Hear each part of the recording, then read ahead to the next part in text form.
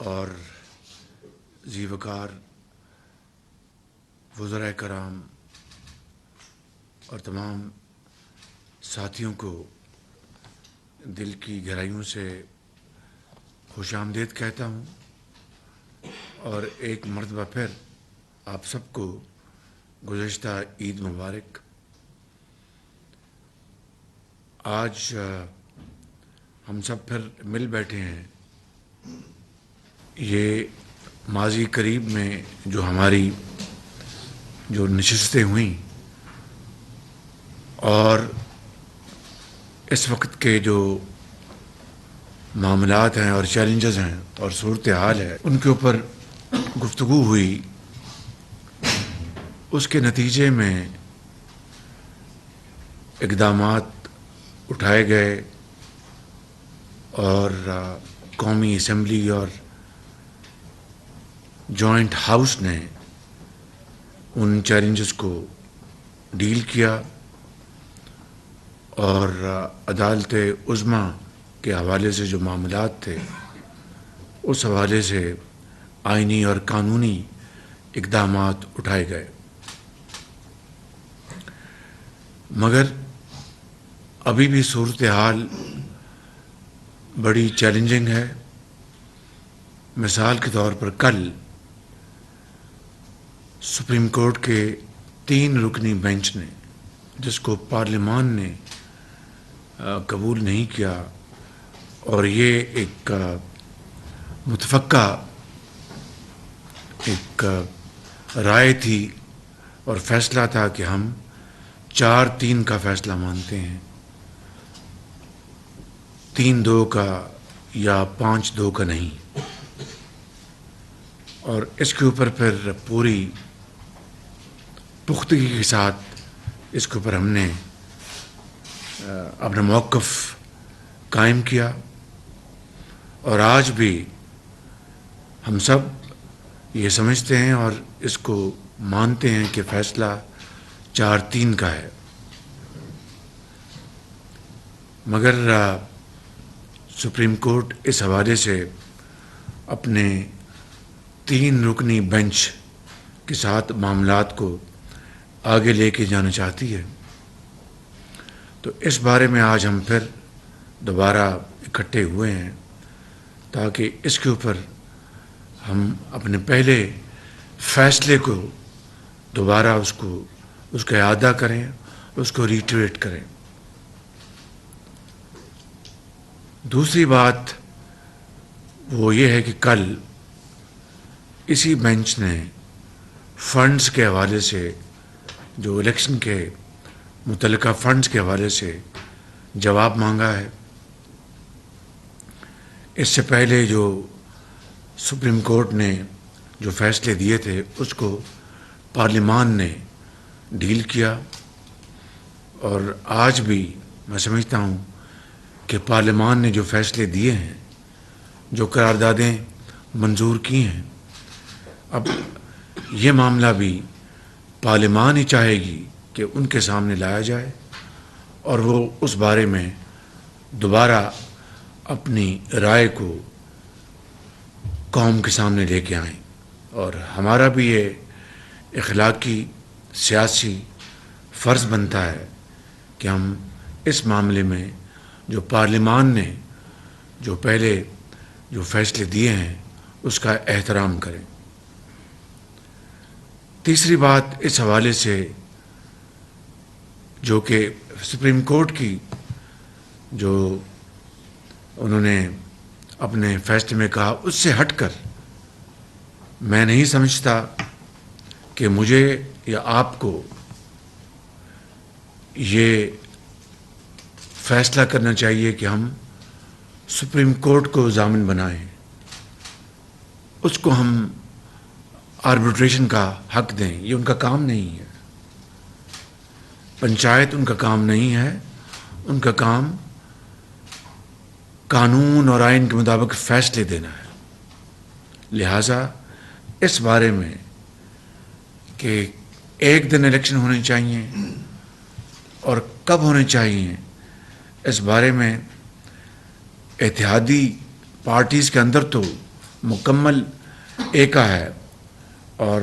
اتفاق ہے کہ الیکشنز نومبر میں جو بھی اس کی ڈیٹ بنتی ہے 13 اگست کو پارلیمان کی مدت ختم ہوتی ہے، اور اس کے بعد اگر 90 دن شامل کیے جائیں تو وہ نومبر اکتوبر میں وہ تاریخ بنتی ہے۔ مگر قوم کو یہ باور کرانے کے لیے کہ ہم ملک کے اندر جو اس وقت جو چیلنجز ہیں اور جس کو پی ٹی آئی کی لیڈرشپ نے انتہائی افسوس کی بات ہے مجھے کہنا پڑ رہا ہے کہ انہوں نے ان چیلنجز کو حل کرنے کے لیے کوئی تجاویز دینے کے بجائے اس کو ایکسپلائٹ کیا، اپنے صوبائی وزرائے خزانہ کو یہ کہا کہ آپ آئی ایم ایف کی جو شرائط ہیں ان سے انکار کر دیں تاکہ آئی ایم ایف کے ساتھ معاہدہ نہ ہو سکے۔ پاکستان کے راستے میں کہ پہلے ہی کوئی مشکلات نہیں تھی، کانٹے نہیں تھے، مزید کانٹے بچھائے گئے یہ کہہ کر کہ یہ سازش امریکہ نے کی تھی، اور پھر اتنی ڈھائی اور بے شرمی سے یو ٹرن مارا ایک دن گویا ہوئے کہ امریکہ نے سازش نہیں کی تھی، یہ سازش کے تانے بانے پاکستان کے اندر بنے گئے تھے۔ اور یہی نہیں، کس بری طریقے سے ہمارے خارجی تعلقات کو بہت زیادہ نقصان پہنچایا، جس کی تفصیل میں یہاں بیان نہیں کر سکتا، مگر اس کا سب کو علم ہے۔ اور پھر کس طرح اس اتحادی حکومت نے وزیر خارجہ سے لے کر آپ سب نے، میں نے اپنا حصہ ڈالا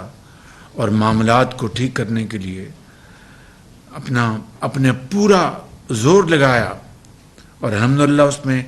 بہتری تو آئی ہے، مگر میں یہ کہوں کہ یہ معاملات اب سب تسلی بخش ہیں تو میں سمجھتا ہوں کہ میں یہ کہنے کے قابل نہیں۔ اسی طریقے سے میں سمجھتا ہوں کہ ملک کے اندر انتشار پیدا کرنے میں کوئی کمی نہیں کی گئی، تقسیم در تقسیم معاشرے میں کی گئی،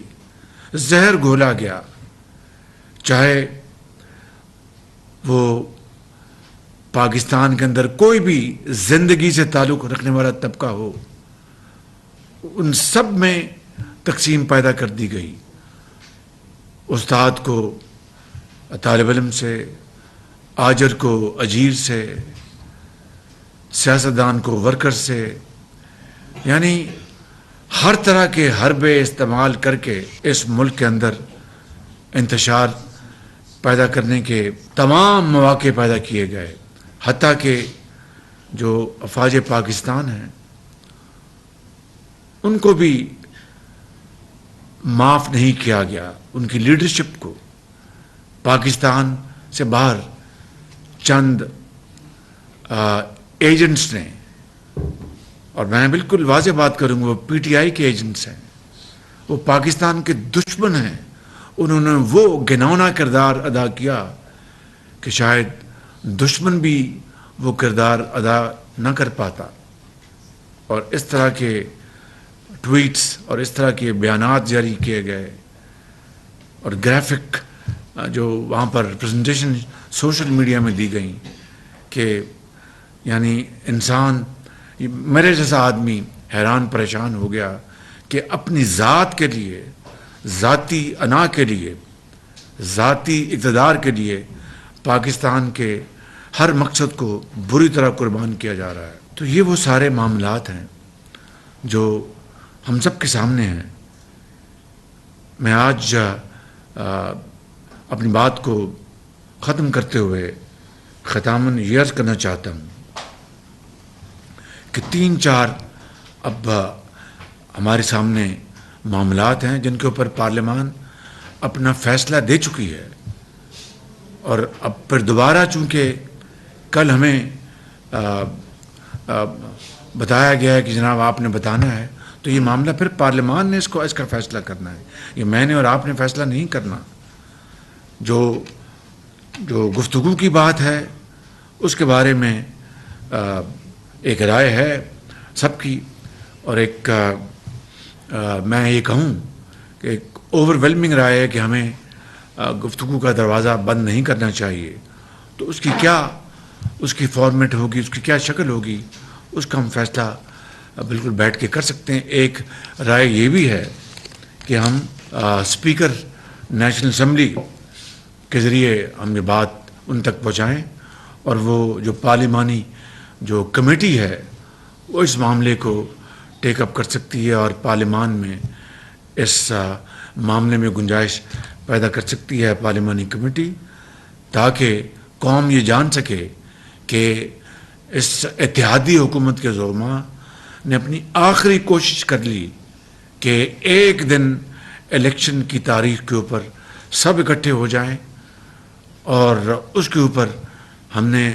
انا کو اپنا مسئلہ نہیں بنایا جس طرح انہوں نے ہمیشہ بنایا، چاہے وہ چارٹر آف اکانومی ہو، چاہے وہ IMF ہو، چاہے وہ ہندوستان کی چیرہ دستیاں ہوں، چاہے وہ دوسرے قومی معاملات ہوں، کووڈ ہو۔ کبھی انہوں نے یہ مناسب نہیں جانا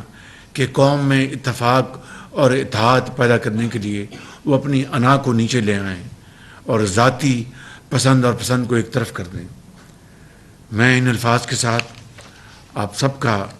دل کی گہرائیوں سے میں شکریہ ادا کرتا ہوں کہ آپ آج پھر میری درخواست پر تشریف لائے۔ آپ کی بہت مہربانی، شکریہ آپ کا۔ ملک کے وسیع تر مفاد کو مد نظر